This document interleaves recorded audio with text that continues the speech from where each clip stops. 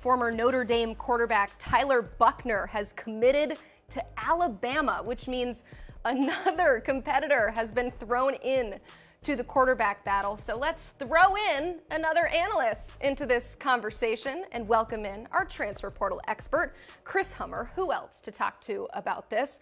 Okay, so it'll be Buchner v. Milroe v. Simpson. Then you throw in, of course, the Tommy Rees factor, and this already intriguing battle just got even more interesting. So in your eyes, Chris, how does Buchner's addition impact the Tide's quarterback room for this upcoming season?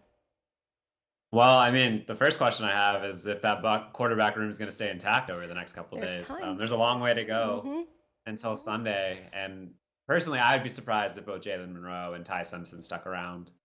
I've talked to a couple of people around Ty Simpson today. They indicated that he might be willing to stay and compete, but there's still a lot of time between now and Sunday. And whenever you have a position like quarterback and you have only really one person you can play, you bring in a new body this late, you're probably going to have some hurt feelings. So I'll be very curious to see how it shakes out.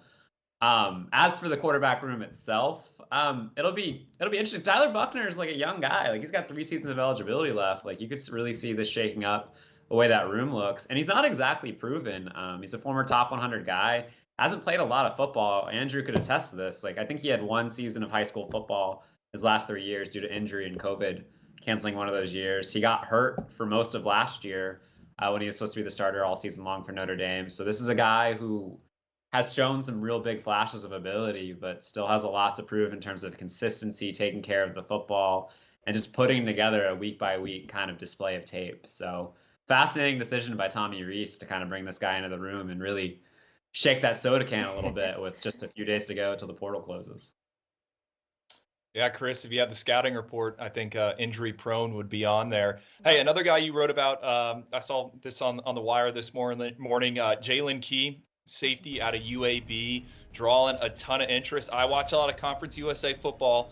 There are playmakers there. This is a guy from the Tallahassee, Godby area. Sounds like he might be moving up to the Power 5 ranks. Not as high profile of a transfer, but Jalen Key was actually on campus yesterday with Tyler Buchner on this visit. So that's the type of like teams that are coming after Jalen Key. He's already got visits to Mississippi State and Ole Miss setup as well. So this is a SEC player, a Power 5 quality player, and a really late riser. This is a guy who did not really start for UAB until his redshirt junior year, his 5th year of college football last year. But he broke out to being one of the best all-around safeties in Conference USA. Bigger guy at 6'2", 210, does a really nice job in coverage, can also play in the box and tackle well. And safety is the most, I would argue, except for maybe offensive tackle and defensive tackle, safety is the most needed position in the transfer portal right now. Everybody seems to need one, and Jalen Key is one of the most popular players out there for that reason. All right, we're speaking of one of those positions, offensive lineman. Of course, our man Carl Reed really making that known that if you are an offensive lineman, you are the belle of the ball in this transfer portal window. So let's talk about one of them. San Diego State transfer Josh Simmons. He just visited Oklahoma, has a few other trips on the docket. So what's the latest with his recruitment? This should be a familiar name for some people. He was a 4-star recruit in the 2021 class. He ended up picking San Diego State in somewhat kind of surprising fashion, but he's back on the open market. He's already visited Oklahoma. He told me he got to spend a lot of time with Creed Humphrey on campus with the Sooners. He was really impressed by what Oklahoma brought in front of him. But he's got 2 impressive programs left on his official visit docket. He's going to see Ohio State tomorrow. When I talked to him, he really stressed offensive line coach Justin Fry putting multiple offensive tackles in the NFL the last couple.